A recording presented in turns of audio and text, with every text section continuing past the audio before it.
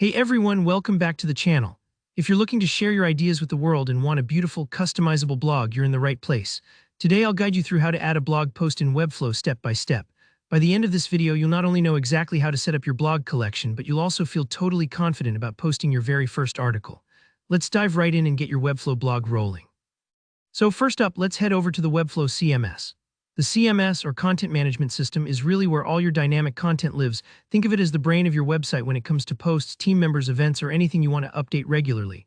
To get started, look for the CMS icon on the left side of your Webflow dashboard. Once you're in, we're going to add a new collection. This collection is basically a home for all your blog posts. Give it a clear, memorable name. Blog Posts usually works great and keeps things easy to find later. Now let's actually create that collection. When you hit Create Collection, Webflow will ask you to add some fields. Think of these as the ingredients of every blog post, like the title, the main content, a featured image, author, or publishing date. These are totally customizable, so set up the fields that match your style or needs. For this walkthrough, I'm going to keep it simple, but feel free to add as many details as make sense for your blog down the line. Next up, Webflow gives you a handy choice. You can start from scratch and write your own posts, or if you're just testing things out or designing, you can generate sample blog posts. I think this is a fantastic shortcut if you want to see how your site looks with real content before you've written anything yourself. Just click the option to generate sample items, decide how many you want. I'll do 5 this time, then hit Generate. In just a second, those sample posts will appear in your collection.